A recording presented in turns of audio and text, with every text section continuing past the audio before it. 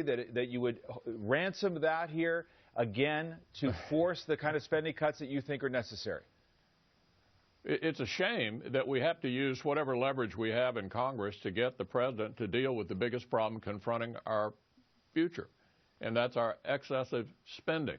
All right, but you're conceding that may be the strategy this time.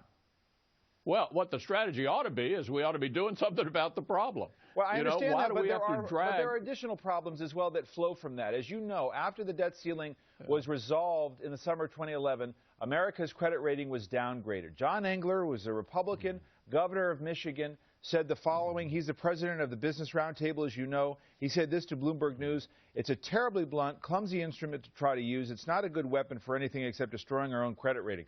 So I understand your views about spending, and we can continue on that, but just as a matter of how you try to force those spending cuts. You heard the president. He said he will not negotiate over increasing the debt ceiling. You're saying, despite whatever the business community thinks, you may have to push it to the brink once again. What we're saying here is the biggest problem confronting the country is our excessive spending. If we're not going to deal with it now, when are we going to deal with it? You know, we've watched the government explode over the last 4 years. We've dealt with a revenue issue. Now the question is, will the president lead?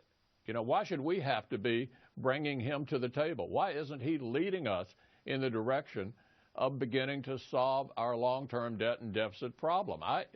It's perplexing to me that the President of the United States, elected to lead the country, is so reluctant to engage on the most important issue confronting our future. But, Leader, you understand, of course, what the President told me last week and what other Democrats have said. They say, look, the Republicans had a chance to say yes to a number